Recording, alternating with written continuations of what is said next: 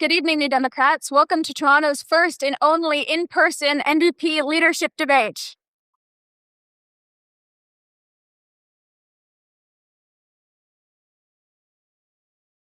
My name is Emma Hartvickson, and I'm here standing with me is Damien McHale. We are your Ontario New Democratic Youth co-chairs.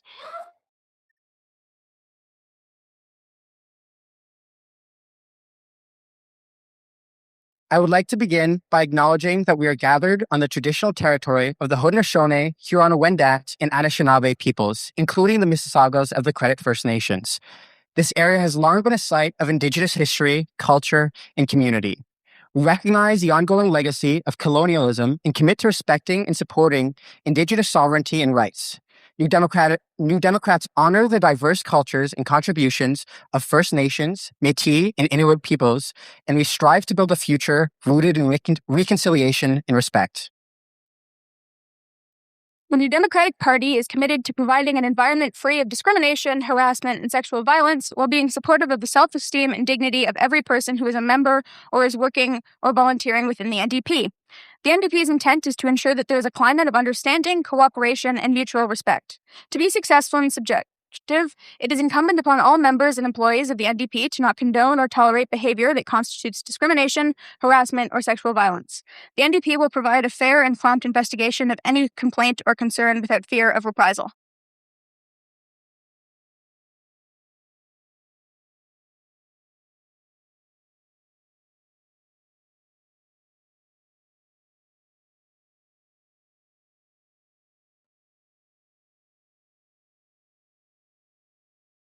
All right. Thank you, Emma and Damien, for providing our land acknowledgement and anti-harassment statement. And thank you all for joining us tonight for an important conversation with your NDP leadership candidates on affordability.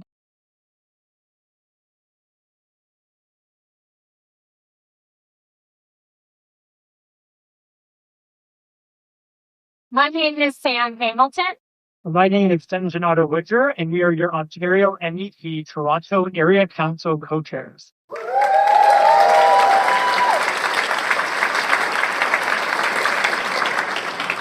In the event of emergency, the exit signs are located on where you see the direct exit line, actually back of what's on the front sides of the building. There shouldn't be anything that happens, but just so everyone in the audience knows. And we are excited to announce moderators for this evening's debate. Dolly Beckham is your member of Provincial Parliament for Scarborough Southwest.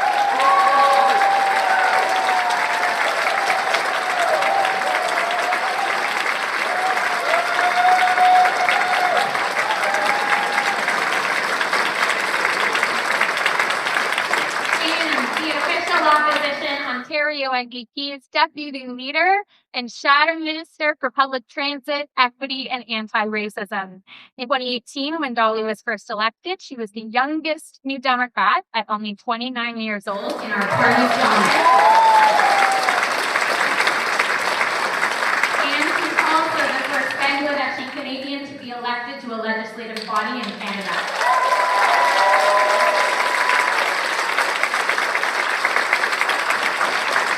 Thank you.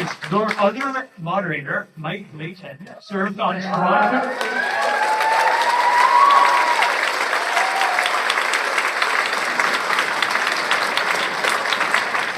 I love your pause, but I am going to remind folks that we are going to ask people to save it until the end to maximize the time that we have during the debate. I am so sorry.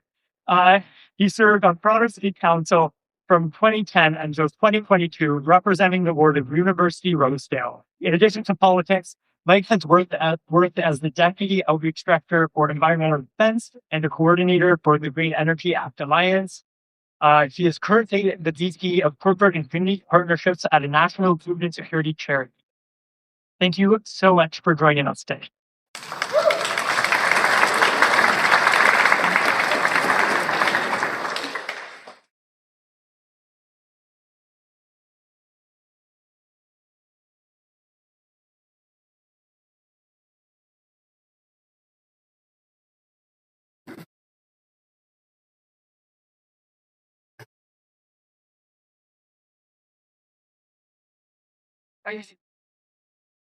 Hello, everyone.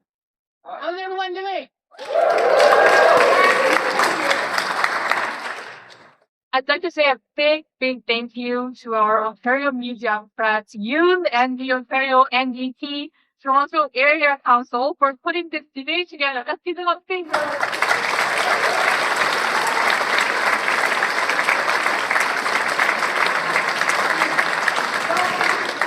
NDP leadership debate.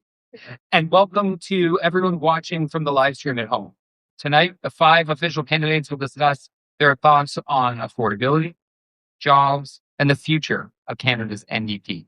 The questions that will lead our conversation were developed based on submissions made by you, our audience, and the candidates will only provide this. We have only provided the candidates with the theme of the questions today. So please welcome to the stage the 5 official leadership candidates. Avi Lewis.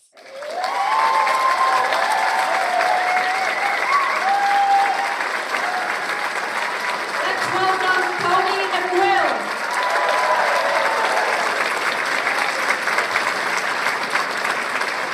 Next up we have Rob Ashton. Please welcome Heather McPherson. And next up we have Camille Johnson.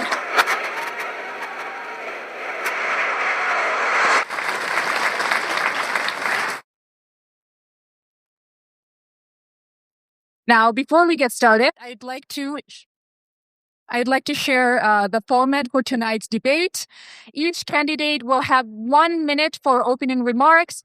There will be 3 questions for our first theme on affordability and 2 questions each for our themes on jobs and the future of the NDP.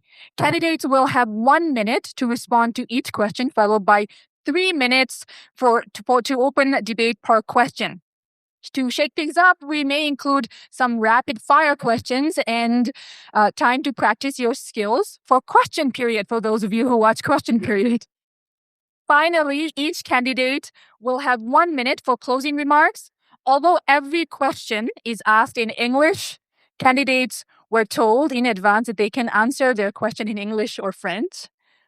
In order of the opening statements, podium positions, questions, and closing statements was determined by random draw in advance of the debate. So we'll now begin with opening statement. Each candidate has 1 minute, and we'll start with Rob Ashton. Hi, my name's Rob Ashton. I'm a dock worker from Vancouver, and I want to ask you something. Who here is struggling with rent? Who here is struggling with the cost of groceries?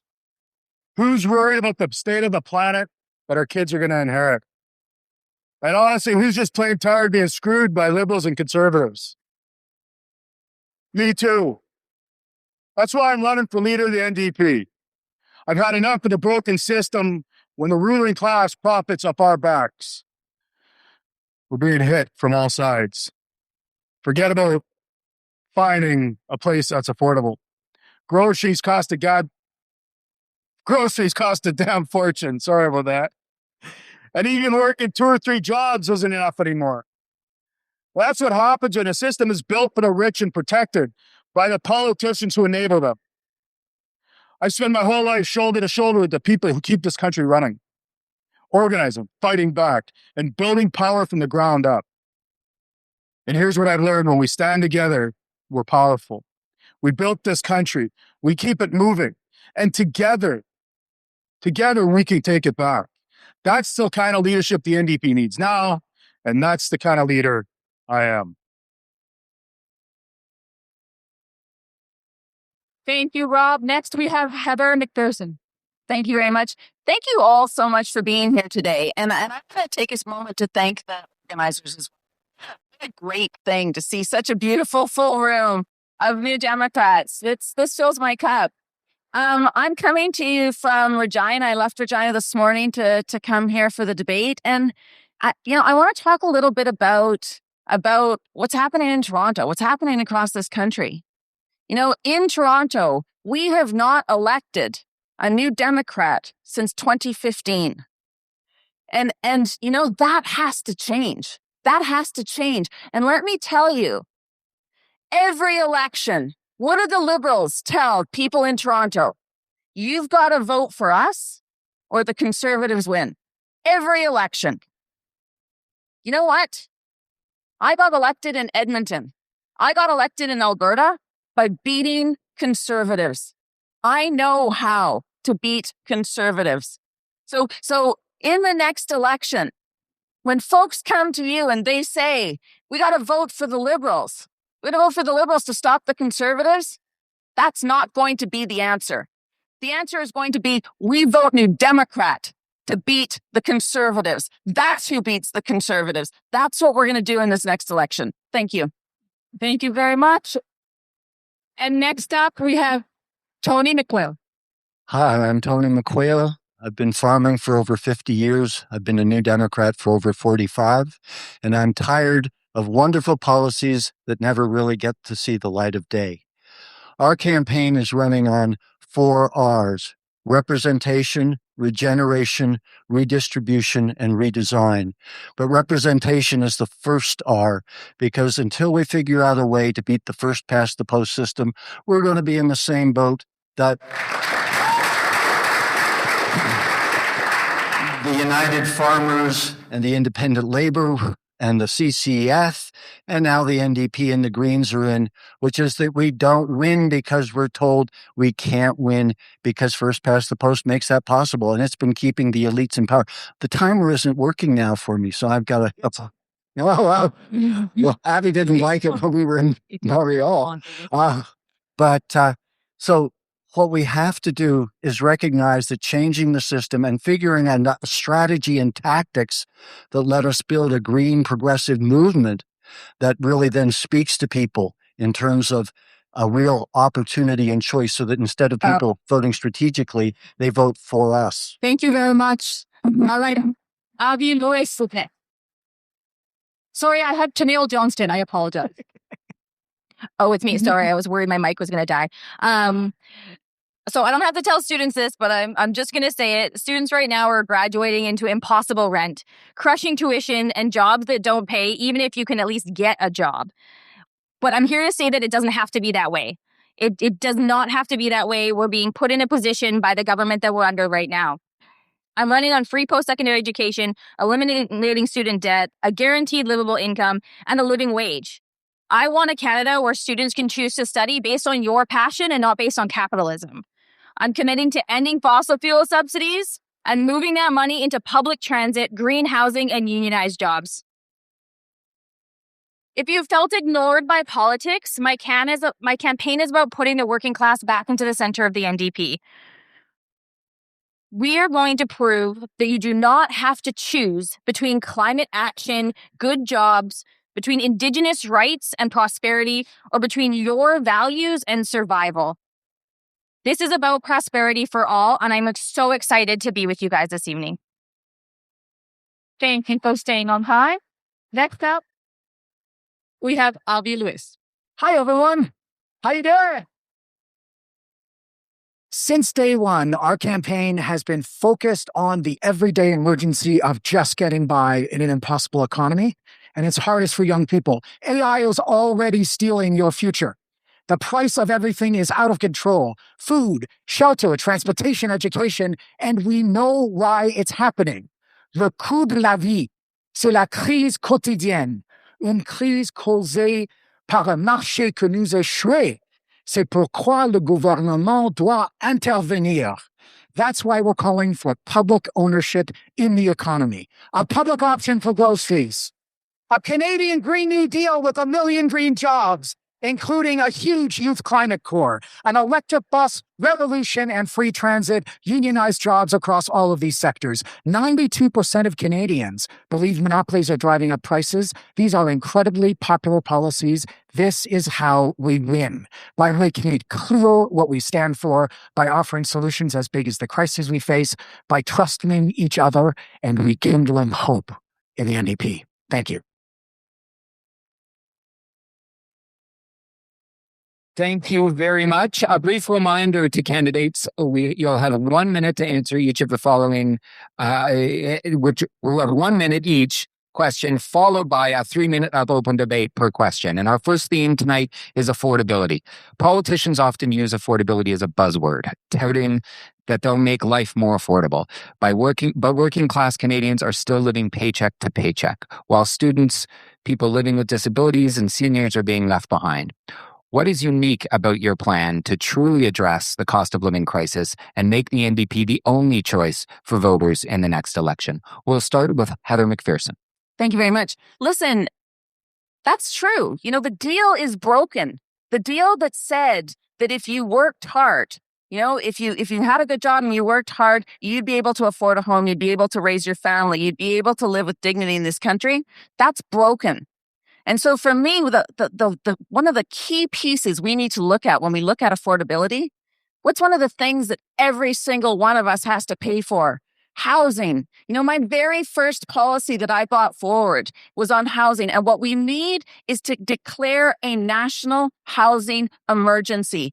We are seeing across the country, in every community, small and large, where people are not able to get housing, they are not able to afford housing. How many young people in this room think they will ever be able to afford to buy a home? We have a good, solid housing plan. You can visit our website at heathermcpherson.ca to learn more. But it's looking at making sure we take the REITs out, making sure that housing isn't an investment. It's actually a place where people can live. That's what we need to do. There's a whole bunch of stuff we can do on housing, and I'm excited to get started on that. Rob Ashton. So when we walk down our streets here in Toronto or anywhere else in this country, what do we see? We see food bank lineups down the block. But when they get in there, the shelves are empty. And why are the shelves empty? It's because we can't afford it to fill those shelves up like we usually do. That's the problem that we're in today. The prices of groceries have went up 20% over the last few years. Companies are making record profits. The only people cashing in is the CEOs, not the working class. So what do we have to do? We have to cap the prices on essentials, groceries, cell phone bills, telecommunications, that stuff. Why? Because we're in an immediate crisis, and that's an immediate solution for the members of the working class. We have to cut down on price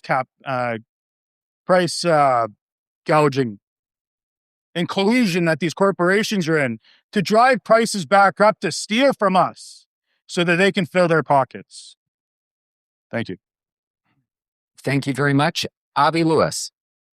Well, look, it's an NDP leadership debate, so you're going to find a fair amount of common ground. I think we're used to that. And we're sick of corporations price gouging and price fixing and colluding in the background. I think what distinguishes our campaign is a frank affirmation that public ownership is a solution. Sure, price caps in the short term, but when you have a moment of market failure, where the market is failing to deliver the basics of a dignified life, food, shelter, communication, transportation at a price that people can afford, the government must intervene. So like the public option for groceries, we started costing it out and working with experts. For $300 million a year, we can have 50 warehouse, Costco plus local, 50 publicly owned grocery stores with unionized labor. I hope UFCW would unionize those folks. And prices that are 30% or more cheaper. When the government steps in, the corporations remember that they can't get away with it any longer. And the public is ours. It ought to be beautiful. It ought to be something that we really feel connected to. There's an emotion there too. Thank you very much to Neil Johnston. Yeah, so common ground, absolutely. And fully support public options. I think they're amazing. Where I want to go a little bit further is ensuring that when we're thinking about these things and we're implementing them, we are not forgetting our rural and remote communities. So we have a Costco in Comox that does save people money, but that Costco doesn't help people in Port Alice. It does absolutely nothing for the people of Port Alice. And there is no public transit that's going to get you from Port Alice to Costco to go shopping. So we need to break down all these barriers across the board and not forget about our rural and remote communities. We need public transit so people can move about their community and keep themselves healthy and well. And we need those public options to also be supported by breaking down interprovincial food trade barriers. We have to make the food that we're bringing to these organizations cheaper while it gets there. Let's feed ourselves with Canadian grown food and Canadian soil because we can. We have an amazing agricultural industry. Let's use it. Thank you very much, Tony McQuail. In terms of our campaign, the first thing we said a minority NDP government would do would be bring in a citizens' assembly on proportional representation. The second priority is a citizens' assembly on the principles of a fair tax system. Our economy and our tax system have been designed to concentrate wealth. And if we're going to have the resources and money to invest in things like a universal basic income and promoting a living wage, these are things which will help deal with the issue of cost of living by putting money directly in people's pockets. But we have to have a tax system that is prepared to go after those who have been concentrating wealth for generations. And that's what our political system under first past the post has allowed to happen. And it's what our tax system and our economists have encouraged. So this is all multi-solving. Thank you very much. We're going to now, I'll just remind folks, we're opening up the floor to 3 minutes of debate. If we could hold our applause, I know it's tough, but then that'll let us have more time with the candidates. So thank you very much. And I'll open the floor to the candidates. Well, I mean, I wanted to just say the public transit piece makes so much sense. And we need that across this country. And that happened because we've had, liberal and conservative governments failing to invest in the infrastructure that we need in this country, failing for decades to actually build that out. When Mark Carney talks about big nation building projects, public transit needs to be one of those projects. Yeah, not even buses, but let's talk about rail. Let's talk about other methods of transportation that doesn't just move people. Let's complement our other services like Canada Post and build structures that our other public services can use that aren't a one service only deal. Yeah. Postal banking. You're right. Yeah, postal banking. Postal banking. Also, another fabulous public service, and we can complement it with the credit unions that we already have in our country. You got it. Public transit is one of the most important things in this country because we do not have a national public transit plan. A number of years back in northern BC, we had the Highway of Tears. And we had many, many sisters, Indigenous sisters that were murdered because they had no way to get to point A to point B on the Highway of Tears up in northern BC. If this country actually had a national transportation system in place that was affordable for Canadians, that may not have happened back then. And this is what an NDP government does for this country. Yeah. It cares and it puts good things in good places to protect our people. But before we can do that, we got to win their support. And I think we've had the great policies for a really long time. And now the question is, how do we win these things? We'll win these things by building power, by trusting our base, by unleashing the power of organizing, and by making really clear positions. This is a time when we need moral clarity. When a genocide is still going on every single day in Gaza, where 5 people have been killed by Israel every day since the so-called ceasefire took place. This does have relevance in a question of affordability because we need to be able to tell the truth to people in clear language that they can understand. That's when they'll start embracing these policies. That's when we'll start to win. People don't know what the NDP stands for too much of the time. We got to cut through with clear talk, and the transportation has to be free, Rob, right? Not just affordable. Okay. 100%. Getting back to consensus. Okay. But that whole question of where are our priorities is so critical, and militarism is one of the places where we have to ask, why are we spending money on ways that we can kill each other when we can already wipe ourselves off the planet with nuclear weapons? Absolutely. Yeah. So our campaign has called for an immediate embargo on selling Canadian weapon systems and support to the United States, because there are clearly now a rogue country in terms of international law and international peacemaking. Tony, are you connecting that to people's daily lives? Yeah, because militarism is the way you keep spending money on stuff you don't need and don't spend money on stuff we do need. Thank you. And you don't have the industry. I was going to get there, Abby, but The last thing that we have to do is change the labor code to give workers protection so we're guaranteed an affordable lifestyle. Thank you very much, candidates. And now we're going to move on to one of my favorite topics, housing. Solving the housing crisis is complex. It often requires cooperation between different levels of government, and new housing can't be built in a day. How does your housing plan speak to voters who need solutions now? We'll start with Heather McPherson. Thank you. Housing is one of my favorite topics. Thank you so much. So listen, we've got to take the investment out of housing. We've got to make it so that people are not using housing to make money, that they are using housing to live in. Let's get rid of the REITs. Let's make sure that there is tenant protections across this country, that there is a renter's bill of rights for everyone.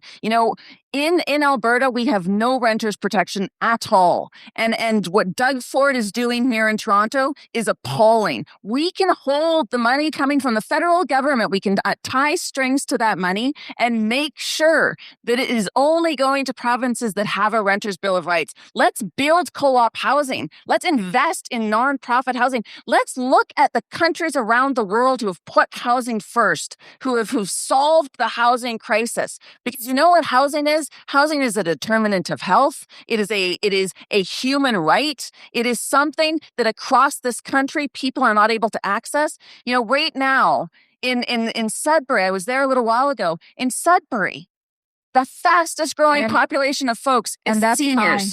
Thank you very much. I have Rob Ashton next. So back home in Vancouver, I got a 21-year-old daughter that lives with me. Her name's Madison. She knows that she won't be able to afford a house in this world unless something changes. She can't. Of today's rents, for a one bedroom, you're looking at over $2,000. She knows that it's going to be almost impossible for her to rent the place by herself. In Toronto alone, we're short about 200,000 plus affordable homes. Housing has stopped being a place to live and has become a way for the rich to get richer, and that has to stop. We're the only party that actually cares about Canadians when it comes to affordable living. I want to build homes for people, not for some rich developer just to make more money off our backs. And that's got to stop. But if we keep putting the ruling class in power, we're never going to make those positive changes. It's the working class that's going to make this change. And we are the party of the working class, especially when it's led by me. Thank you very much. Avi Lewis. Nice one, Rob. That was a good one. That was a move. That was innovative last night. I love that. Liberals and conservatives have tried to incentivize our way out of a crisis. And again, we have to be really clear. The market is not going to solve a crisis that the market created. No way. So we need to be talking about a public developer employing public construction companies to build all of this non-market, supportive, co-op, nonprofit housing. It's got to be public. It's got to be all in the public sphere. Corporate landlords right now are using algorithmic pricing tricks to synchronize rents across many, many buildings. Ban that shit. That's got to be gone. I need a government that's prepared to stand up to the powers, the financialized powers in the housing market.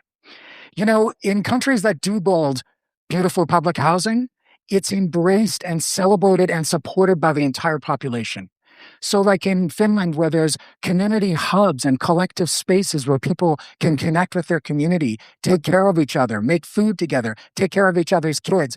Public housing should be beautiful. After a generation of austerity, it's shitty and falling apart. We need to fight for beautiful public housing. Thank you very much. Tennille Johnston. So for me, a big part of housing is how we do it. You're going to find again that we kind of agree on how we want to approach housing. It's got to be public. It's got to be co-op. It's got to be varied. But it also comes down to what those rooms look like. How wide is that doorway? Is it only accessible by stairs, or is there an elevator? How high are the countertops? How many rooms are there? Is it going to fit my auntie and her 6 kids? Or is it built with 2 rooms and only enough for 2 single people to survive in? We need to build a diverse housing that's going to work for everyone, and housing that doesn't do further damage to the planet. Let's make sure we're insulating super well. Let's make sure they're all coming with heat pumps. Let's make sure there's solar panels on those roofs. We can build housing better than we ever have, and we can do it in such a great way that families can call them their homes and be proud of where they're living, and we can do it in an affordable way. Just snippet about housing that was something that I take a lot of pride in owning. Out of the city of Campbell River, I sit with 6 conservatives and myself as the lone progressive at that table. And we have over 40 units of housing that we built for our homelessness population. And I take great pride in bringing that to Campbell River. Thank you. Next, we have Tony McLeod. Well, I've been waiting for an NDP federal government for 45 years. And this says we need solutions now. So until we rebuild the base, the foundation, the riding associations, and our connections to people across this country, don't hold your breath on all these wonderful ideas. And our stuff we're calling for, working with cooperatives, working with nonprofits, building housing. But in terms of our 4Rs, which is redesign and regeneration, we need to be looking at also how do we take building stock that exists in our communities and make it into affordable housing? And how do we make the land around it something that is regenerative and a place where people can garden so that affordability for food becomes a little closer to home? And so we need to do that. And I would say you need to start working now, building that community that will create co-op housing, work with nonprofits, but also build that community that can rebuild the support for the kind of housing everybody's been talking about up here. Because until we do that, there isn't going to be a federal government investing it. We stole real estate from the Indigenous people. That's how the real estate market in Canada got going. Thank you very much. All right, you know the drill. You've got 3 minutes, open floor. Yeah, you bet. So look, we have to put in real rent control programs into this country. And across the country, in every city, in our provinces, and our territories, we have to stop rent evictions. That's one of the bigger cancers in our housing crisis, is people that can afford the rent they're in, and then they kicked out. So the landlord, the rich corporate empire landlord, can redesign and remodel it and double their rent. Rent evictions. This is one I swear, but I'm not going to. It's gross, and we've got to end it. Why do we have to end it? Is so we can start taking back from these corporate empires. We have to end them. We have to make sure that renters are protected in this country. We have to make sure that we control the prices. How do we do that? We need a national cap on rent increases. It's a really simple thing. As long as the federal government's power is the power of the purse, housing transfers for provinces freeze until there's a national cap on rent increases, and that includes between tenants. It's just not on new units or on existing units. When you move out of your place, the landlord doesn't get to triple the rent for the next person coming in. A national cap on rent increases tied to the rate of inflation, so that rents don't go up any faster than inflation. That's something the federal government can do. And why do we have to do that? Because housing is a right. It's not a privilege. One thing I want to just point out as well, if there is ever a reason why we need a strong New Democratic Party, it is for this. Mark Carney promised twice as much during the April election to spend on housing than he delivered in the budget this fall. That's the stuff that we see from this Liberal government, is that they think that they can tell us that they're going to invest in housing. And when it comes right down to it, Tony's right, 5% on defense spending and half what they promised on housing. If we actually believe that housing is a human right, we have to treat this as the national emergency it is, that allows us to mobilize resources. That's the thing that we can do to get really going on housing and really come up with solutions. Well said. I want to pop back to something that Tony mentioned around Indigenous land and housing. If you want to see housing move, partner with your nations. Yep. If you want to build housing fast and in a good way, partner with your nations. Right now, we do not have governments that are going and building relationships with nations and saying, what do you got on your books that you want to get done? How can you help us get out of this economic crisis? We're walking up to them saying, hey, we've got this project that we want you to do, and we want you to do it on your land, how we want to do it. Are you game? That's not how this works. If we want to move fast in our economy, if we want to build housing like crazy, we need to build relationships with our nations across the country. And that starts with showing up, owning our place in the impact that we've had in their community, and moving forward together in partnership. Yeah, absolutely. Housing is nation building in a way that pipelines, nuclear reactors, and mining are not. Well, thank you very much. I think we're starting to get warmed up. And we're ready for some rapid fire questions. I made the observation that a leadership debate of this kind is a lot like a family meal. So let's get down to some details real quick. Candidates, you'll each have 10 seconds to answer each rapid fire question in the following order: Tony, Heather, Tennille, Rob, Abby. Remember that. Remember who you're after. You got 10 seconds each. Tony. Where is your favorite place the campaign has taken you and that you've never been before? Tony. Well, I've stayed home because part of my redesign is not traveling and using up fuel. Heather. Oh, Okay, let's hold the applause. Hold the applause, please. Heather. Honestly, I was in Prince Albert this week. I was in Prince Albert, and PA is awesome. We had such a fun time. There were tons of people who came out. You know, that's what building this party is about. It's going into all of these communities and talking to New Democrats. I'm going to the Maritimes, hopefully tonight on a late night flight. I've got 9 stops in 72 hours. Rob. Yep. Sudbury, Ontario. Amazing place with amazing workers in there. People that fight for everything they've got. The new Flyo bus factory in Winnipeg, Canadian steel coming in one door, Unifor workers making electric buses for the electric bus revolution we need across this country. A beautiful place. Next up, if you weren't running for NDP leader or doing any job you've done previously, what job would you be doing right now? Tony. I'd be baking cookies with my grandkids. Nice. Heather. Okay, I've always really wanted to be a beekeeper. I would be a beekeeper. Tony, you can teach me how. Tennille. I'd be a lawyer. Rob. Be one of the Backstreet Boys. Abby, I didn't get the memo about fantasy jobs, so I think there's real work we need to be doing. I think I'll start a YouTube channel and try to recapture the manosphere and bring some young men back to the land. The last of the rapid fire. What is your most used emoji, Tony? I'm too old to use emojis. But I have figured out the heart. Heather.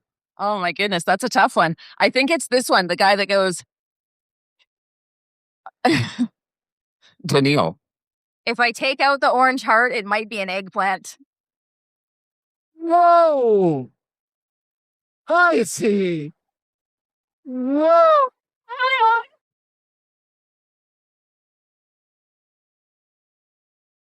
What are you talking about? That's say- not mine, don't say but I'll go with the laughing face. And Abby. It's a fist. A fist on high. As the rich get richer, the NDP's legacy of strength. Back to serious questions here. As the rich get richer, the NDP's legacy of strengthening Canada's strong social safety net is needed now more than ever. What differentiates your plan from the other candidates to ensure all Canadians can live with dignity? Heather McPherson.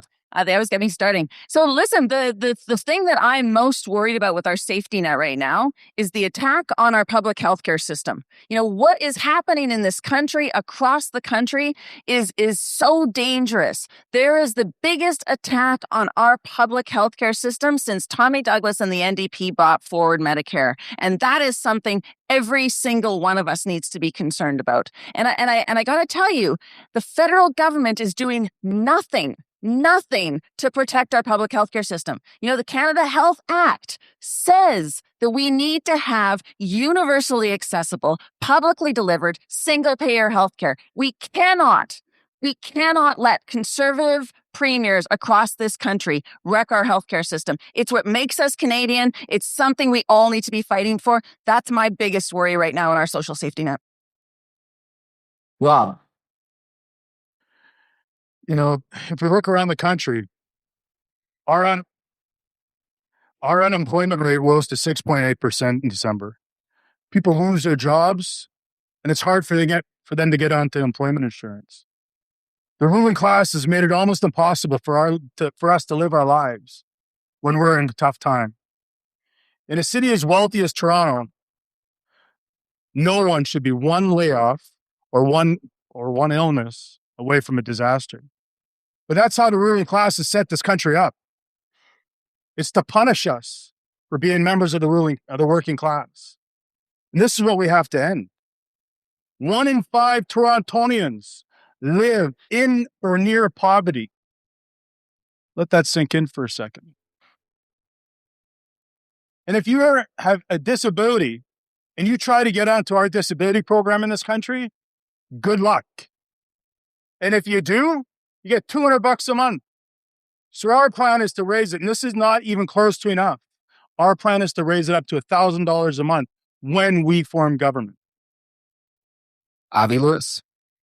I think what differentiates our plan from the others is the level of ambition, the clarity and how specific it is, and also the strategy that rather than fighting rearguard actions or criticizing a broken status quo, we are asserting a bold vision of what we are entitled to as human beings in a country awash in wealth.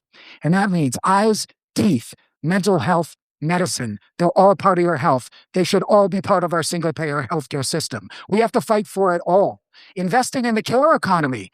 More than 3 million people, mostly women, 75% women, working in healthcare, education, long-term care, and childcare. We don't have a functioning social safety net with care because we underpay and undervalue those precious workers who hold our society together. They need a massive raise, and they need it now. And we're going to pay for it with a bunch of different taxation measures, but 90% of Canadians support a tax on wealth. A 1% wealth tax on the 1%, just that measure, $25 to $40 billion a year. We're going to fight for it. We're going to win those things because we're going to vote for the whole thing instead of incremental proposals. Neil Johnston. A guaranteed livable basic income will provide Canadians with the dignity to survive. It's a minimum standard that we have to have in Canada. It also serves as a protection tool. It's going to lift people into a place of safety, which is so vital in Canada today. I fully support a wealth tax, but I would love to see it get a little bit bigger. So not just a 1% for the 1%, but perhaps the more you make, the more you pay, would be phenomenal to make that happen. Their safety is so vital to our ability to be Canadians. And I so when I'm saying this, I'm thinking about our lack of bold response to what is happening in other countries.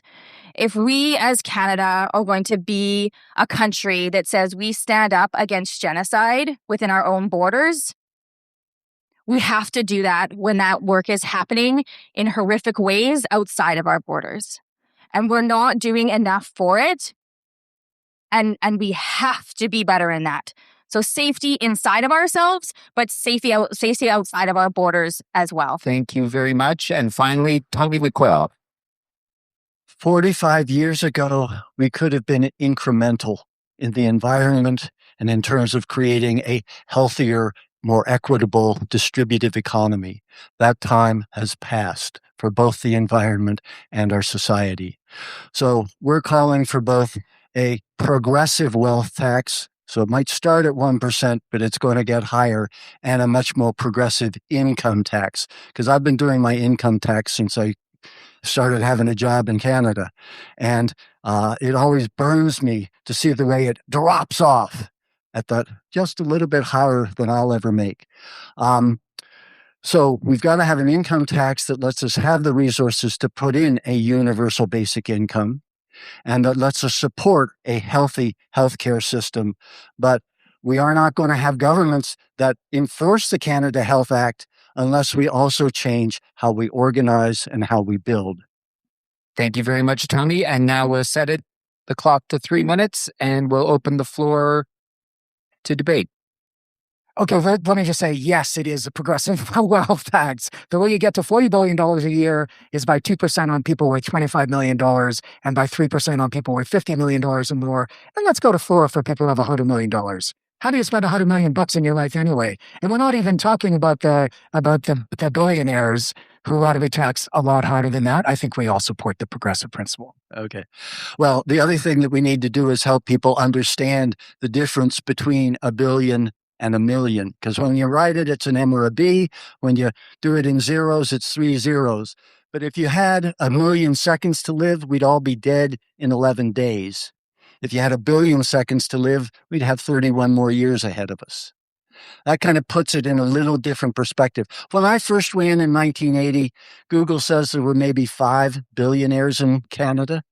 Now they say there's over 70 billionaires. That's a 1,400% increase. And you know what? I don't think living's gotten that much easier for most people. AI is contributing bigly to that. Making more billionaires, yeah, real easy with AI. I want to touch on the Canadian Health Act. That act has been stripped of all accountability.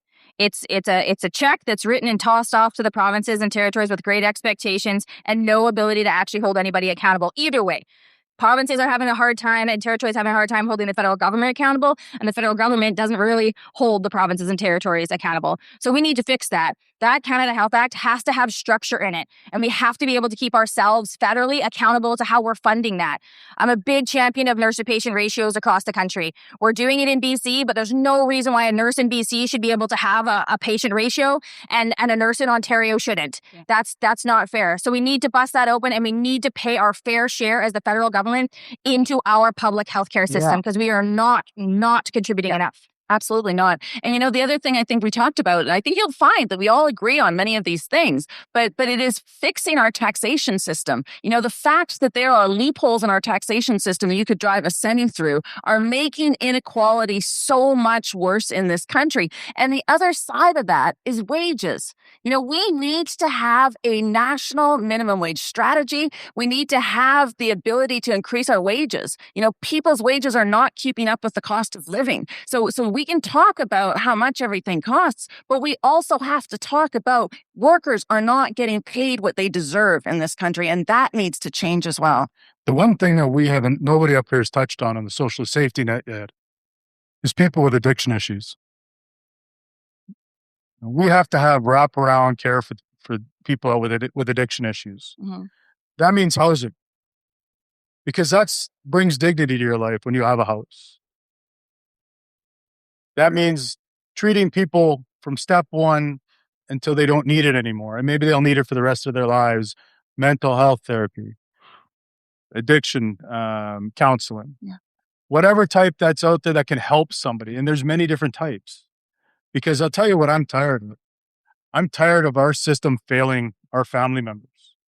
I'm tired of our health system failing our friends and watching them die. This is a fight that we have to take on nationwide in every community and in every corner. Well, then we need drug testing because 15,000 people have died since the emergency was declared. It's a mass casualty event. We need to test people's drugs and have harm reduction. All right. Thank you very much. Addiction support. We're going to move on to our second theme, which is jobs. Candidates will have 1 minute to answer each question, followed by a 3-minute debate as per our theme. So my question is, youth across Canada have been hit the hardest by this job crisis. For example, in Ontario, youth unemployment is at 17.8%, a near record high.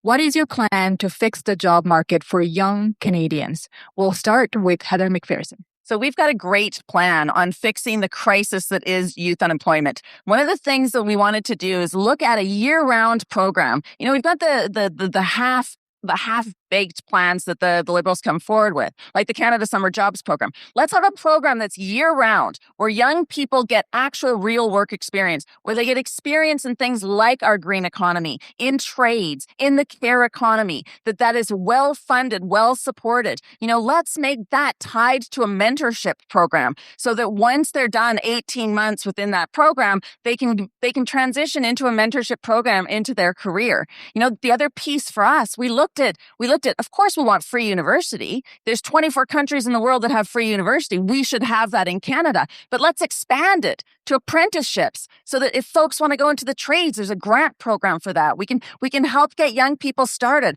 These are the things that are good for our Canadian economy, not just for young people, for all of us. Thank you very much. We're doing great for time. All right, next we have Avi Lewis. Yeah, the youth employment crisis is part of a general employment crisis, and it's about to get bigger as we now have a Minister of AI Sales in Canada. And we need to pause AI development in Canada and pause these data centers. And we need to be talking about a moratorium on them because they're stealing youth jobs first and foremost. Of course, we need free post-secondary education. We've been fighting for it for a long time. We need to cancel student debt as well, because one of the best ways to keep people in undignified exploitative employment is graduating with all of that debt.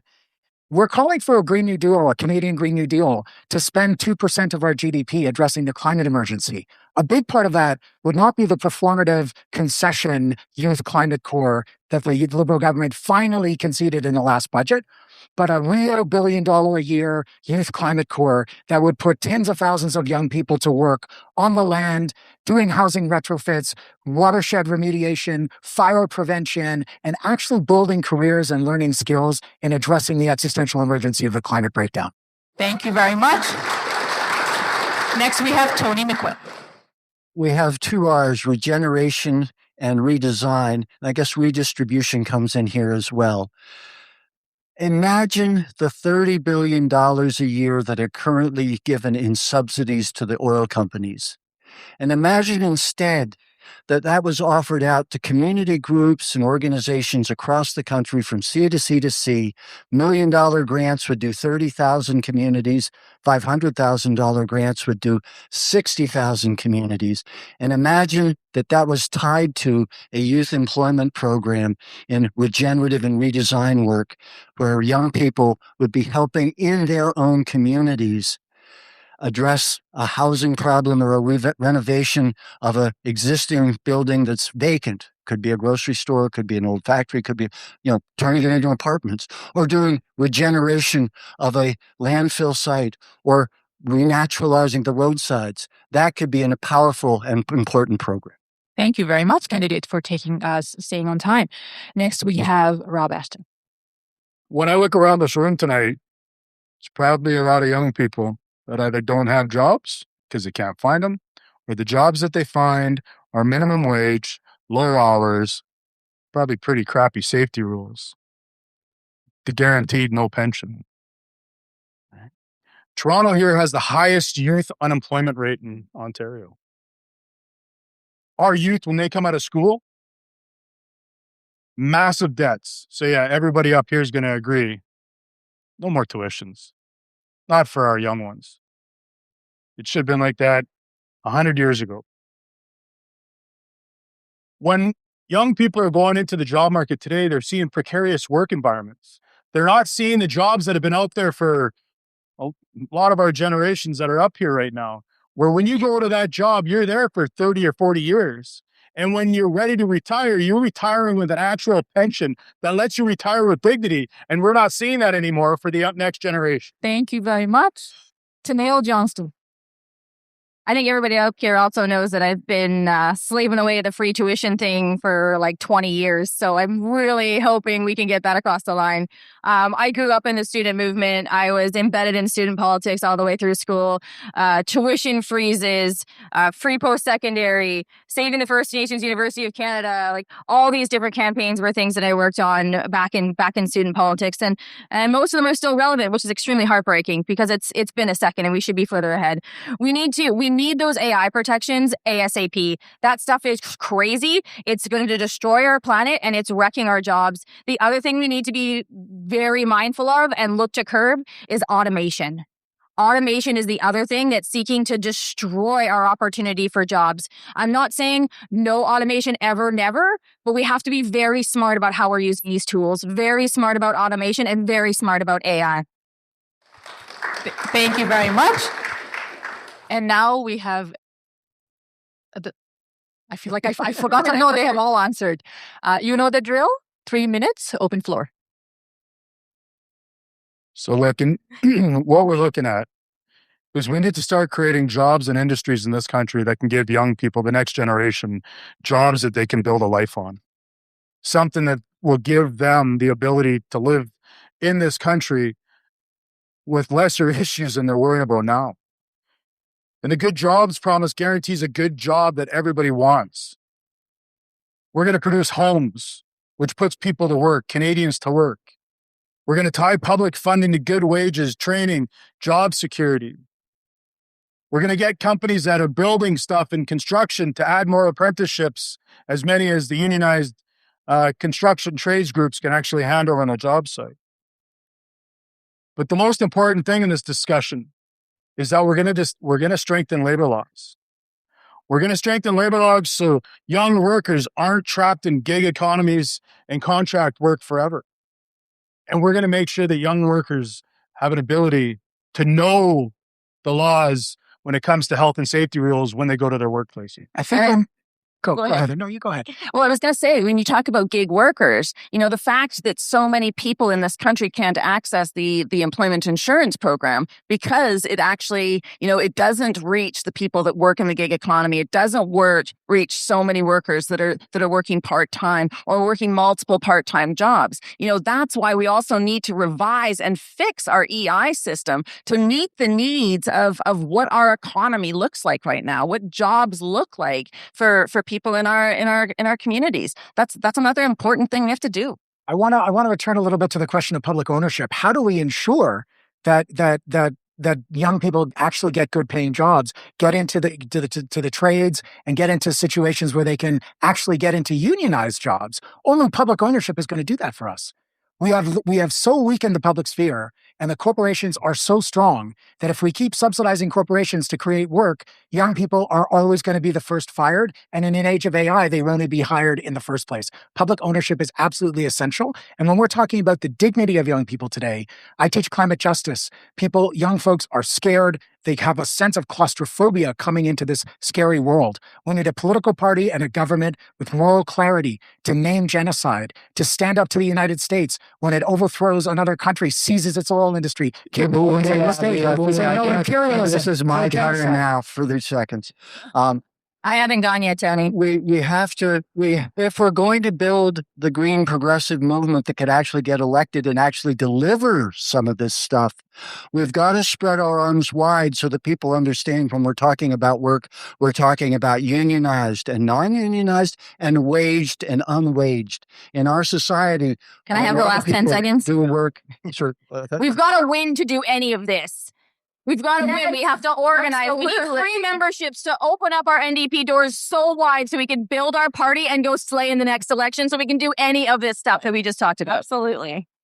We will have room for questions of that nature towards the end of the agenda. But for now, to address the climate crisis, we need to transition to a green economy. But working class Canadians want and deserve that transition protect good jobs. Many worry about instability from the trade war and job displacement from AI. Each of your campaigns has put forward different plans to mandate job instability and to manage job instability and the green transition. How will you convince working class Canadians that your plan protects their livelihoods and proves that New Democrats can be trusted to manage Canada's economy during this period of upheaval? Heather? And I'm first again. Listen, I'm from Alberta. We have lived a boom-bust economy for generations, and it sucks. And it sucks for workers. It is terrible. And then, what I'm seeing right now across the country is this abdication of protecting workers' rights by this federal government. When Algoma Steel got $500 million and then laid off 1,000 workers right before Christmas, there needs to be strings attached to that stuff. There needs to be protections for workers. The last people to get laid off are the workers, not the first. We've got to come up with a plan that brings workers with us. Folks don't believe us when we say things like a just transition or whatever. Workers don't believe us. They think that means they're not going to have a job. So we've got to have jobs ready for them. We've got to have a plan. I look at what Danielle Smith did in Alberta when she shut down renewables.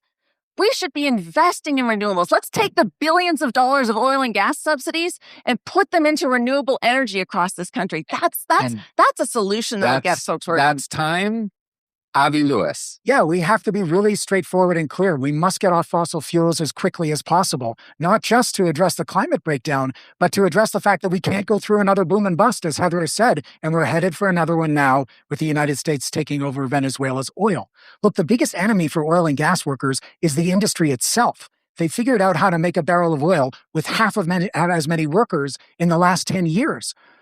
And Heather's right about another thing. You can't ask anyone to transition into a slogan or into a promise. Those jobs have to be waiting. That's why we need a Green New Deal on an emergency basis to build those new industries, heat pumps in every home, an electric bus revolution, power lines, not pipelines, a 21st century grid with Canadian steel and unionized jobs. We need to build those new industries immediately so that workers in the oil patch can see the potential and they're not just going on our word, because nobody can feed their family on a slogan, no matter how good it is. Tony McQuail. We put up a 10 kilowatt microfit solar array in 2011. Those things can be built and put up in a matter of months. Pipelines and nuclear plants do not have that kind of time frame, and they can employ local workers. We certainly need a local grid. But we also have to say, do you really think these assholes have been taking you where you want to go? I have 4Ds as part of my thing. And I say that for 45 years of watching these people preach growth and stability at us. Growth of environmental destruction and stability so the rich can get richer. Let's call out delusional thinking, which is what the liberals and conservatives are working with, denialist behavior, which is what they give us, and then very destructive policies and decisions, both environmentally and socially. We should be calling them out and not letting them have the good management and good leadership award, because they aren't taking us where we need to go. How come it says 1 second there and it's buzzing? We're still getting used to the technology here. Rob Ashton. Everybody's swearing now but me. Yeah, that beep came about 40 seconds late. So look, let's not beat around the bush. The union members that I represent, we move coal. One of our terminals ships out a bit of U.S. thermal coal. And thermal coal, for people that don't know, that's the stuff you burn to make heat. By 2030, the federal government says that thermal coal will be banned for exports in this country. So what does that mean? Now, what does that mean for my workers? That means we had to sit down with our employer to find a new product, a Canadian product, to ship out through our terminals. And so we've done that. So that terminal is in the progress of building a potash facility so that we can get off the thermal coal.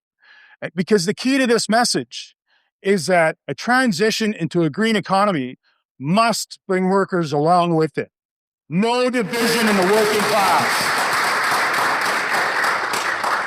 To Neil Johnston. Awesome. Yeah, I was just reading. It says that your plan protects their livelihoods. And I just want to offer that this is our plan. The feedback has to come from the working class. It has to come from the people and feed into us. It's not my job to dictate to you how we do this best. It is about bringing us together to have these discussions, to make sure we're understanding every nuance across every profession and industry, so that when we make these changes, we are bringing everyone along together. Everyone is feeling heard, supported, and excited about transitioning, because the word transition is scary for a lot of people. For most people, it means they're going to lose their job, or it's going to get shrunk down to something that's meaningless, that it's not feeding their passion anymore like it used to.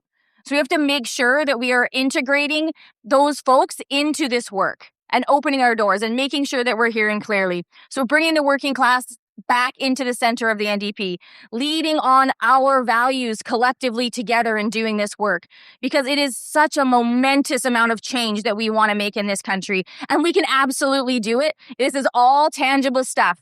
We just need to collectively come together as New Democrats and change Canada for the better. We'll switch to the open debate. 3 minutes. The floor is yours. So I'll tell you the only governments that... Sorry, go ahead.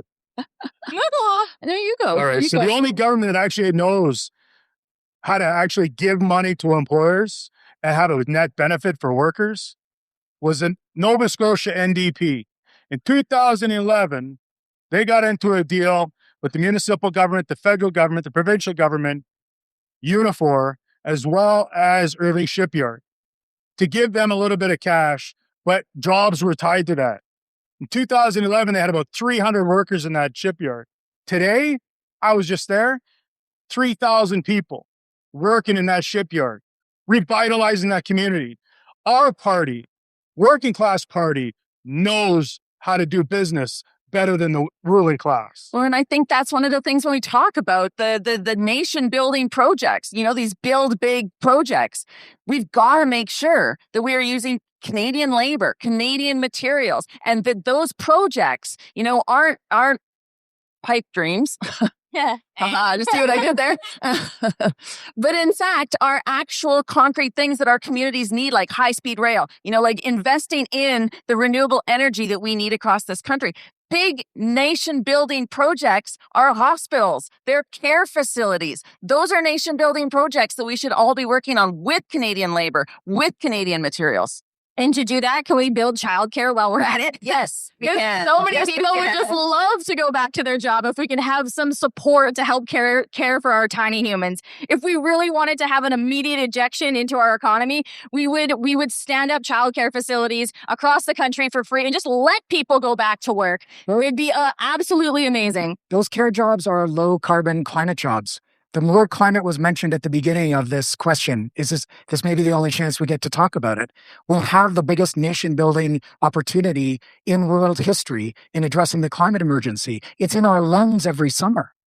We have industries that are waiting to happen, heat pumps, electric vehicles. The vast majority of Canadians think Canada could be an electric vehicle superpower, and it should be mass transit. That's why we're for an electric bus revolution. These are ways of making Trump-proofing our economy, of returning independence to the Canadian economy, and we can do it under public ownership, create green jobs, and show people that we can make this transition exciting thing, Tony. But we also have to look at how we do it in a redesigning fashion, because having driven into Toronto tonight, you don't want all those vehicles as electric vehicles, friends, or they're going to be too damn many batteries and not a good planet to live on because we produced them. We've got to redesign to use less energy and fewer resources and build stronger communities. And that's why I'm a holistic management certified educator. And we talk about the importance of knowing context or your local community when you're designing something. And that's why the point of working with the people in the community to work on what they need, whether it's the workforce or the healthcare workers, whatever, we need to build from the ground up. Beautiful. Thank you very much. Now, I know everyone in this room watches Question Period. Preparing for Question Period isn't a piece of cake. It takes a lot of patience and practice. For today's Question Period segment, each candidate will ask another candidate a question of their choosing. The responding candidate will have 30 seconds. The candidates were told in advance who they are asking a question to and who was asking a question to them. But they do not know the question that will be asked. Nor do we. We will start with Tennille Johnston, who will be asking a question to Heather McPherson. Okay, so it's cool because you went here a little bit earlier. So there's a lot of talk of military spending, threats from Trump, and that Canada needs to be defense ready. So as leader, how do you balance progressive internationalism with investments in our military? Well, I'll tell you what you don't do. You do not spend 5% on military spending at the same time that you cut $2.7 billion for international development spending. I'll tell you what you don't do. You don't appease the guy down south when he invades another country and breaks international law. You sure as heck don't cheer it on like we saw Pierre Poilievre do. We need to be the country that stands up for human rights. That's who we are. That's our legacy. The New Democrats are the only party with a morally defensible foreign policy. Thank you very much. Heather, now I have next is Avi Lewis asking Tony McWhale. Tony. Avi. Time and again, Liberals have betrayed Canadians by promising electoral reform and then walking it back. Justin did it in 2015, the last time. You and I agree that there's an incredibly urgent need. And I've said that if we ever have the balance of power in a clear way again, we go in with one demand, and that is proportional representation, the reform that leads to all the others. But in the meantime, what are your concrete ideas for dealing with the failures of first past the post? Well, Avi, I've been calling for building a green progressive coalition. And, in our parliamentary system, if by some miracle the NDP, the Greens, and the Bloc ended up with 51% of the seats, they'd have to figure out what they would do as a government. I've been saying, figure it out 3 or 4 years before the friggin' election, and then create a platform that you'll run on and only have one candidate per riding on that platform so people can vote strategically for that platform and not liberals and conservatives. Thank you very much. Next up, I have Heather McPherson asking Tennille Johnston. So, we all agree on tuition fees, eliminating tuition fees. And, I've tabled every parliament I've been in, I've tabled the Canada Education Act, which actually makes tuition the priority of the transfer, the federal education transfer. So for me, we're proposing expanding that to include apprenticeships, Indigenous training for culturally appropriate pathways, additional support for apprentices needing travel or specialized tools. Would you support the transition? And what other ways would you like to see us expand post-secondary education and training for young people? Yeah, totally. And I think, so when I say post-secondary education, I literally mean everything. I'm not separating out if you do a trade or if you're not. If you're going to a college or a university, I'm not separating those out. If you want to pursue higher education, you should be able to pursue that in whatever faculty you're interested in. We will build such a stronger economy if you can choose the pathway that's right for you, where your passion lies. That is the best way to build a stable economy. We will thrive with really happy workers all over the place if we can reduce those barriers and allow you to go to school and graduate without a mountain of debt. Thank you very much. Tony McWell asking Rob Ashton. Well, Rob, the NDP is in a pretty weak place at the moment. And how would you see rebuilding the base, which I think of as the riding associations across the country, rural, urban, east, west? How would you see really revitalizing and rebuilding that foundation? Ground level rank and file leadership. We have to be less of a top-down organization, more of a bottom-up organization. We have to have channels of communication between EDAs across this country and head office or central or whatever you call it nowadays. And it's the stuff that gets passed at our conventions. That's the stuff that we deal with. That's the stuff we fight about. That's the stuff we push forward. And if something happens for some reason that we can't take that resolution all the way, we have to have the ability to communicate with the EDAs. Thank you very much. Rob Ashton, you have a chance to ask Avi Lewis. Ooh. This is fun. So the North Coast Transmission Line will support the mining of critical minerals required for electrification and unlock $50 billion for BC's economy and workers. BC NDP recently passed legislation allowing the project to proceed with an ownership stake for First Nations. As a federal leader, will you stand in the way of that project, or will you support the BC NDP's plan to get it built alongside First Nations? Well, it depends on what it's used for. We have a big country and a lot of regional differences. And if that project is for public ownership for mining for critical minerals, if that's an Indigenous real co-production and not like a cover story, that's one thing. If it's to fuel LNG, it's another thing. We got to talk to each other in the provincial sections and the federal party. I picked up the phone and called Wab Canoe and had a great call with Nahid Nenshi this week. When we need to sort things out between the federal party and the provincial party, we'll talk about it. We have our differences respectfully. Thank you very much. I know I've cut almost all of you off at some point. So I hope this question will give you a chance to complete some of your thoughts. Our third theme is the future of the NDP. Candidates have 1 minute to answer each question, followed by 3 minutes of open debate per question. From Etobicoke to Scarborough, North York. Come on, I wanted to hear some Scarborough. Yeah. From Etobicoke to Scarborough, North York to Toronto Island. Toronto is made up of many different communities. Before Mark Carney was elected leader of the Liberal Party, polling showed that the NDP would win between 4 to 6 seats in Toronto. As we all know, we didn't win a single seat. How do you plan to win a seat in Toronto? We'll start with Heather McPherson. Okay, listen, here's what we need to do. We need to be working on the success that we are seeing from the incredible MPPs in this city. Dolly, I'm looking at you. Honestly, the provincial parties across this country are doing well. They're doing great. We are the official opposition in Alberta and Saskatchewan, Ontario and Nova Scotia, and we are government in Winnipeg and Manitoba and British Columbia. So let's work with the provincial parties on that. Let's work with them. Let's support them. Let's work together. Let's not pick fights with each other. Let's not give each other a cudgel to hit each other over the head. We've got to be working together, and we've got to be showing up and talking to people about the things that matter to them. And that involves making sure that riding associations have the freedom and the ability to use the messaging that works for their riding. Because what works in downtown Toronto, maybe that's not the same thing that works in Tennille's riding. We need to give people the ability to do that. Thank you very much, Tennille Johnston. Year-round organizing. It's every day, not just election day. We lose momentum so fast as a party. The election's over and then we're just boop.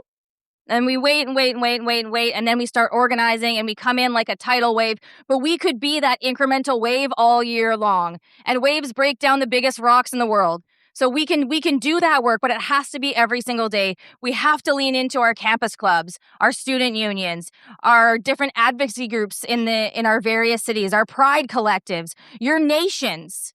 Your nations will come out for you. But you have to build those relationships. And again, that's everyday work. That's not just election day work. And we have to bridge the divide between the federal, provincial, and territorial parties. We have to work collectively. I know U of T's got a rock star crew that goes out provincially and door knocks. Our crew federally, we can do better. So we need to fix that. And we can, but we need to build relationship and trust to do it. Thank you very much, Tony McQuill.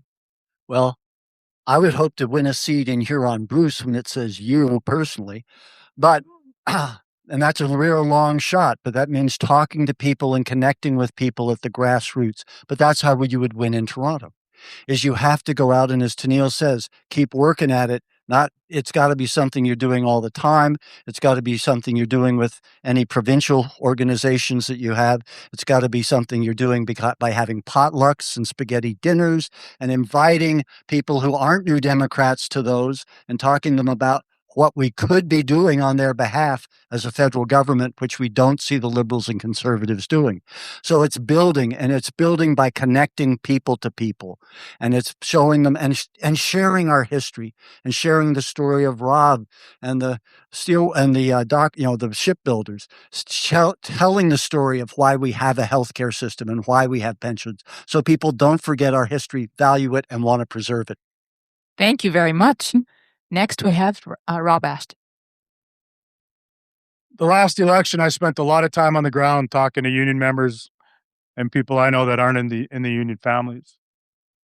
And everything that I got from them was they didn't think the NDP was on their side anymore, because we forgot how to communicate with the working class.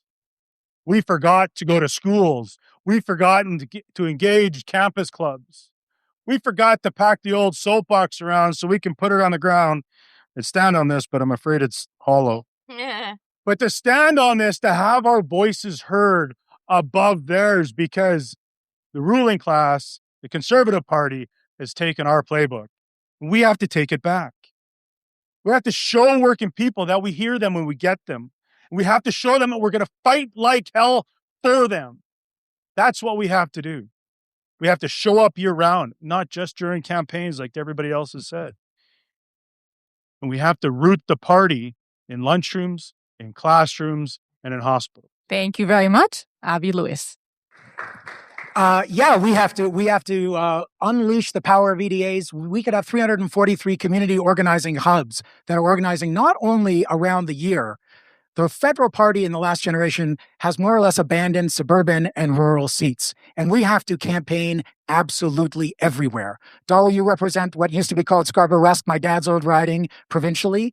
That means addressing suburban communities and rural communities where they're at, and part of that means reimagining the working class.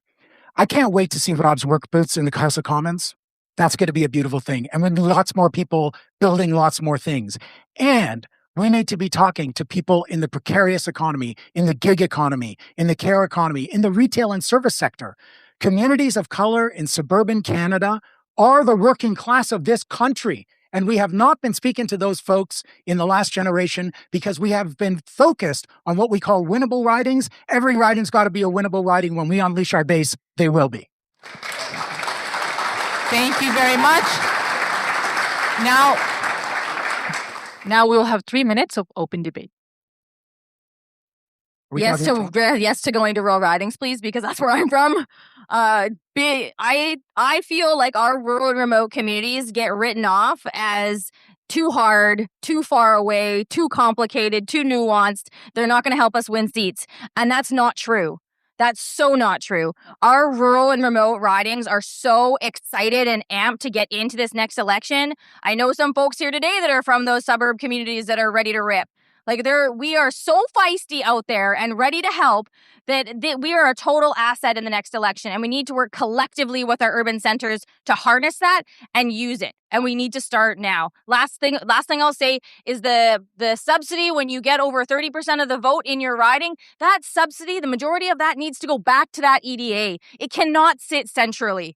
We need to make sure our EDAs that are running these candidates and winning elections for us are financially supported to do the work they need to do. And we did that in Edmonton, Strathcona. We actually brought in a model where we used some of the resources that we had in our riding, and we were able to bring on regional organization. That's what we need. We need regional organization that's happening year round. We need to be making sure candidates are selected early. The way New Democrats win is we knock on doors. We do the work and we meet people, and we need time to do that. You got to nominate those candidates soon. This is a way that we can actually start using the members, using the riding associations, using our candidates to really grow our movement in every corner of this country. We need to be sure that we help our riding associations develop cross linkages with others.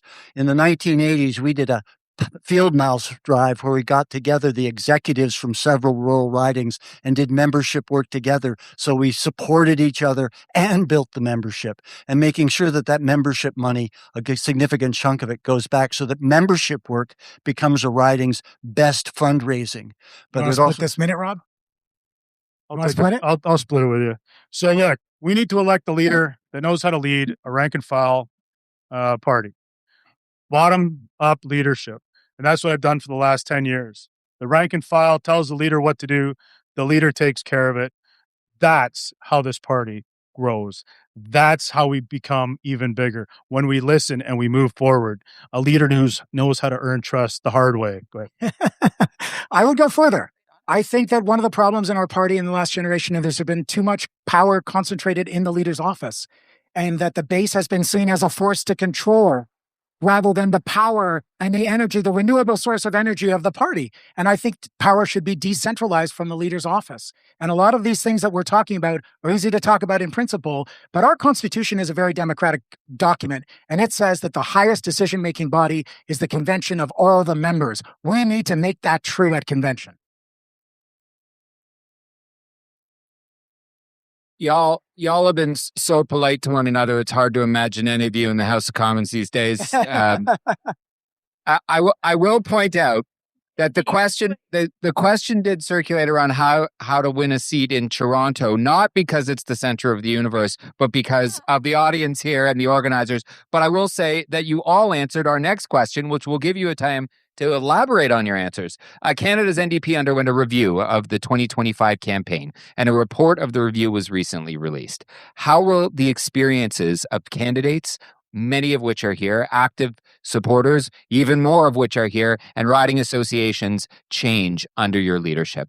Heather McPherson? So that changed under, in Edmonton, Strathcona, that changed when I first got elected. That was a key priority that we made right off the hop, is that we were going to send our volunteers to other ridings. We were going to work with other ridings to get more New Democrats elected. It has been my priority since I was elected, well before I thought I would be putting my name forward for the leadership. We all have an obligation to start building out our party. It's the reason that I have door knocked in almost every province in this country. You know, whether it is in Windsor, whether it is in Skeena Valley, like I have been working to build the party for as long as I've been elected and well before that as well. And I think we all need to be doing that. That's the work that we all need to be doing. And we've got to be supporting the riding associations. You know, one of the things that I did at the very beginning of this race is I had a Zoom, a town hall Zoom. 400 New Democrats from across the country joined so that they could give us feedback on our plan to rebuild our party. Take a look at it on my website, but it is an awesome step-by-step Thank plan you very to much. rebuild our party. That's it time. Tennille Johnston. One of the first reach outs I did when I was planning to run for leadership was to previous candidates that ran in the last federal election. Yeah. I felt exactly what it was like to be a candidate in that election, running in a rural riding that's 56,000 square kilometers huge. As a new candidate, getting messaging from the central party and having to manage that messaging in such a conservative riding was really challenging for me. It was quite an isolating feeling running as a candidate. And I wanted to hear from other candidates what their experience was, because if I was going to be leader, that's key to understanding how we can mobilize better, where we fell short. And I mean, as heartbreaking as a lot of those conversations were, there's solutions to that. We can acknowledge and support the experts that those candidates are in their ridings. The EDAs choose their person. That's the person that represents them the best. And we as a party needs to collectively respect that and uplift that and create solid communication channels in order to support them with the types of messaging and materials that they need Thank you to very rock much. it in their riding. Tennille, we're trying to get you on a plane in about I know, an hour and a half. Sorry. Tony McQuail. As somebody who's been a candidate federally 5 times and provincially twice, I've become increasingly concerned that the party centrally seems more interested in raising funds than raising consciousness. So our campaign is not going to be sending you a whole lot of fundraising stuff in the lead up to the January 30th, $33,333 hurdle. We're going to be holding a series of workshops, and one of the workshops will be on how to strengthen local riding associations. What are our weak links? What do we need to be focusing on? And that'll be context specific to each of you. I hope if you think you're in a really effective riding association, Heather, maybe folks from yours, will come out and share what you're doing, because it's the ability to share, to cooperate, to collaborate, to support each other that will help us build the grassroots movement at the ground level that can reach out to our neighbors who aren't New Democrats yet and bring them in and tell them the story. And that's how we've got to build. But I'd invite you to that workshop. Rob Ashton. The leadership race comes down to a hard truth. We lost the trust of the working class. Full stop. Not because we stopped our ideals or we stopped believing in our values, but because they stopped seeing us fight for them. That's it. If we're going to rebuild the NDP, we have to get back to the basics. A party rooted in workplaces, not in boardrooms. A party rooted in schools. A party rooted in its membership. And a party rooted bringing people in. I've spent my entire life dealing with people with different views, different backgrounds, and I'll guarantee you strong opinions. But how have I led this? How have I led my union? It's by listening first and building people's trust. And by standing beside them every single day. Thank you very much. Avi Lewis. Well, I'll start with something specific. If I'm honored to be elected as leader of the federal NDP, I promise that no federal NDP candidate will be canceled for having views that are supportive of Palestine.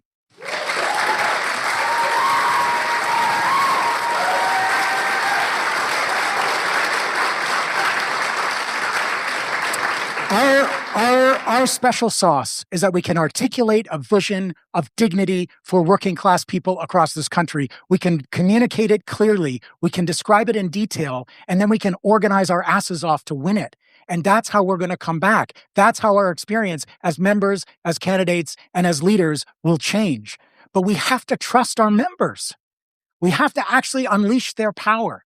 And that's what we've done on our campaign. We've had a distributed organizing approach that has built a massive machine across this country. We've had thousands and thousands of donors from hundreds and hundreds of communities at a low level. That's how you build from the base up. Trust the members. We're going to open up the floor to 3 minutes of debate on the matter. Quite simple. Stop sending 5,000 emails a day. Yeah.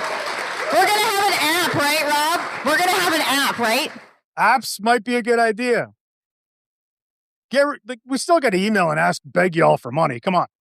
But what we have to do is we have to go back to sitting down with you. We have to go back to walking into a grocery store and saying, hey, how you doing? Yeah. By the way, my name's Rob Ashton. Walking into the coffee shop and sitting there for 10 hours and just letting people coming up and having a conversation so they get to know you. To build that trust. That's how we rebuild this party. Even if it turns into an FU match with that person sitting across from you, because even that's an exchange of views.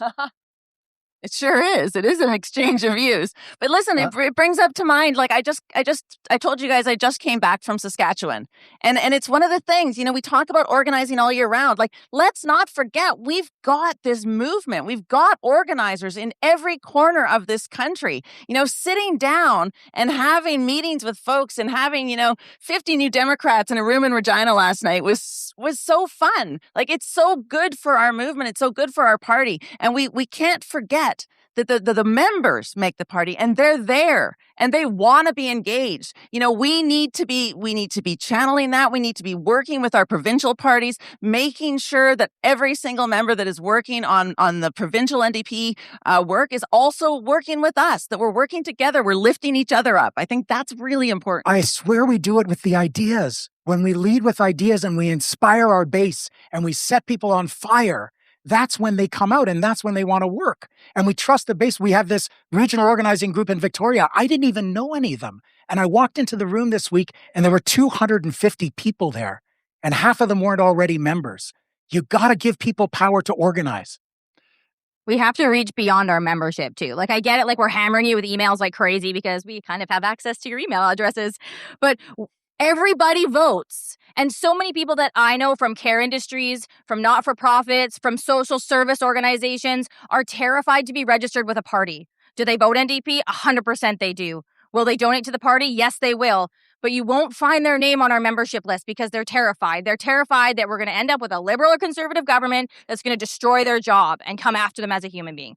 So we have to reach beyond our members. We got to go to libraries.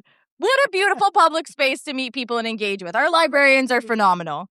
Friends, I get very uncomfortable when I hear we're fighting for you. I want to be working for you, but even more importantly, I want to be working with you, because that's how I have found building organizations in communities and building some organizations across Canada is when you work with people and empower them to feel a part of it, it works. Thank you very much, candidates. We are now moving to closing statements. You each have 1 minute, and we'll start. I'm just making sure the clock's ready for this. We'll start with Avi Lewis. It is an honor to stand with my colleagues on this stage. We have our differences, but we make each other better by debating them. And honestly, it has been absolutely thrilling to be part of this race. I've crisscrossed the country watching crowds get bigger and bigger as we go on, watching small donations roll in from large numbers of people in communities across the land, seeing lifelong NDPers renewing their memberships for the first time in a very long time, meeting people like I did last night in Nanaimo who knew next to nothing about the party, and they left with a brand new membership and new friends and their first volunteer shift already booked. People are hungry for change in this country. They're ready to be trusted by us first before we ask them to trust us back. They need to find their own voice and agency, and people are so ready for that moment. People are hungry for hope. Our campaign is lighting that fire. We're showing that the NDP can make itself clear. We can advance popular solutions and a confident vision. This is how we win. This is how we come back. Thank you very much.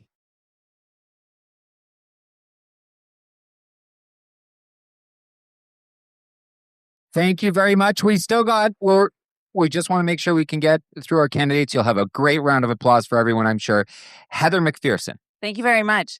Listen, when I look at our party, what I want to see is every single person across this country who wants to take care of their neighbors, every single person who wants to have a good public healthcare system, every single person around this country that wants to lift up their communities. They should see themselves as part of our party, as part of our table. They should feel welcome. That's my goal.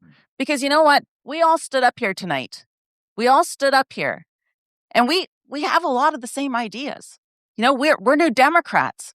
We believe the same things. We believe in taking care of each other. But you know what? Unless we can win more seats and elect more New Democrats, none of the things we're proposing can happen. We have to be able to win.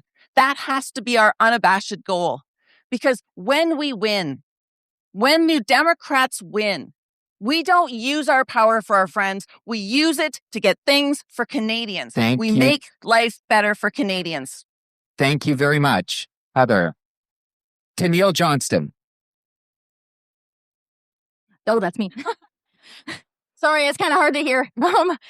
I just want to say thank you so much for hosting us. This has been absolutely amazing.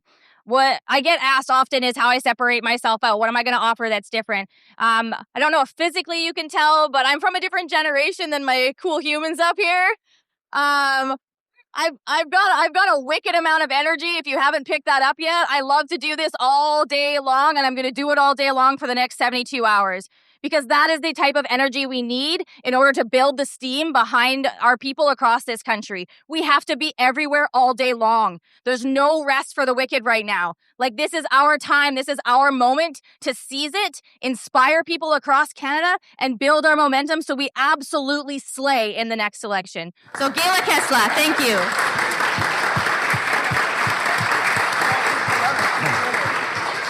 I love it.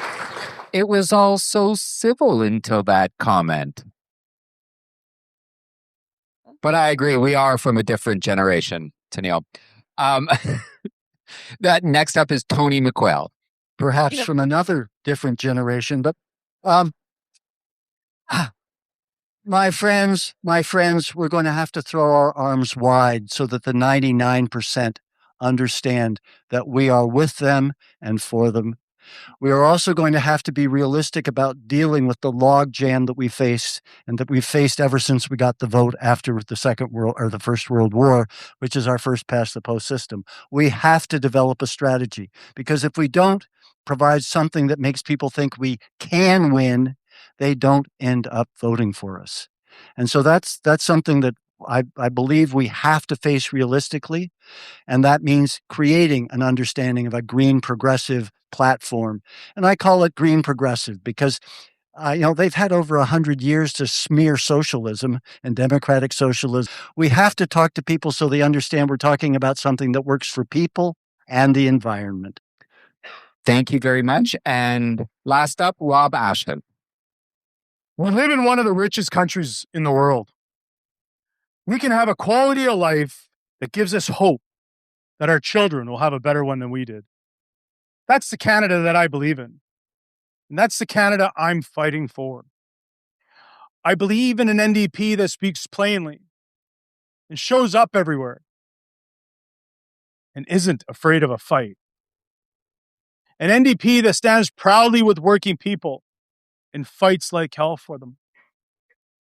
See, I'm not a career politician. I'm a worker. I spent my life organizing, listening, and taking on the ruling class to win real change. Because call me crazy. The only reason a government exists is to make life easier, not harder. And I'm done watching the workers be on the menu. I'm done with the ruling class eating us alive. The NDP was founded to give regular people a voice. That's what makes us different, and that's what unites us. We want to rebuild trust, win seats, and put people back where they belong, in the halls of power. Thank you. Mes amis, je suis prêt. Thank you very much. I had to get the French in. Just a very quick reminder that the next national debate will take place in February in British Columbia's Lower Mainland, with the announcement of the next leader of the NDP's convention in Winnipeg at the end of March. All right.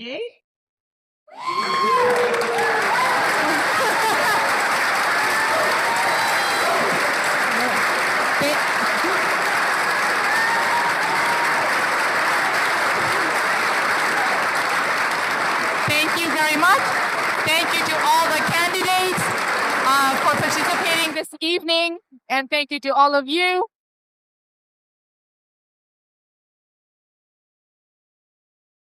We're gonna do a photo with all the candidates. Please don't leave. Please don't leave. Don't leave yet. The candidates are gonna stand in front. You guys are gonna be the backdrop. All right? We'll do it within like 2 minutes. Don't worry. It's like a selfie. Look, like dee. For the other generation. There you go. It's very important that you know the deadline is January 28th. Only members of the NDP in good standing are eligible to vote in the leadership race. Please be sure to renew our sign up of your sign up of your membership by January 28th in order to participate and be in the leadership debate. Thank you very much.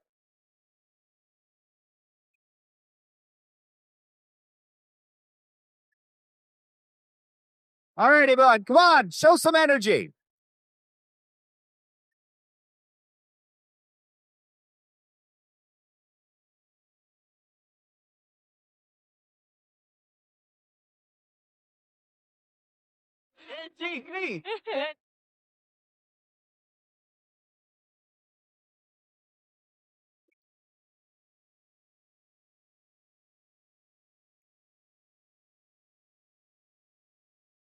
Folks, can I get Joselle up here? We have a by-election coming up, and we're not going to miss this opportunity to do the organizing for that by-election. Hi, everyone. My name is Giselle. I'm the Federal Riding Association President for University of Rosedale. As you may know, yesterday, Christian Freeland finally stepped down. We need your energy, we need your money, and we need your time to come and volunteer at the University of Rosedale by-election coming up. The earliest election date is actually going to be March 2nd. We don't know yet, but we need you to go to unirosendp.ca and donate and sign up to volunteer right now. So that is unirosendp.ca. So please come and join us. We are also expecting Scarborough Southwest to go to a by-election, so please visit sswndp.ca to donate and to volunteer. We'll see you at the door and online. Thank you, everyone. Hello. My name is Casey Flatt. Hi, my name is Kamran Hanif. Our agency, Central West Specialized Developmental Services, we've been on a strike for almost 8 weeks. We take care of clients with special needs. And all we're asking for is a fair living wage. Due to the chronically underfunded community services, our membership struggles to just pay money for gas, working second jobs, even having to access food banks.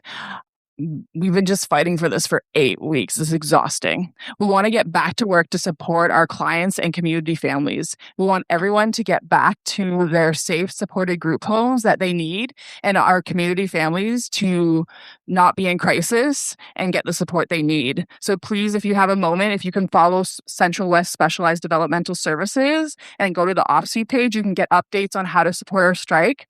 And I just want to say a huge thank you to the NDP party. They put a lot of light on our strike, and honestly, Heather McPherson, Ivy Levy, and Alexa Gilmore, they've been wonderful, and honestly just showing that community social services is worth it fighting for. Thank you very much.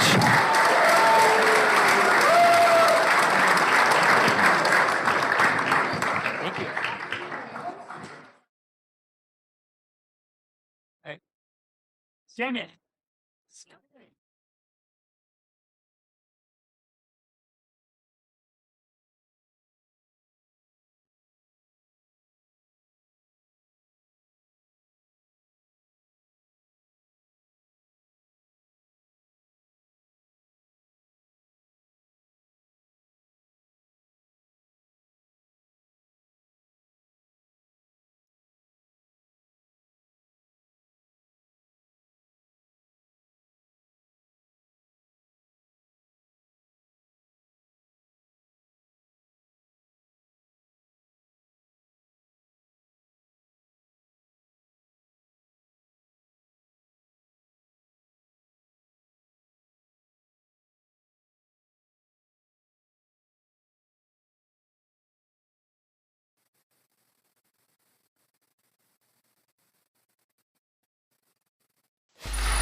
Free audio post-production by alphonic.com.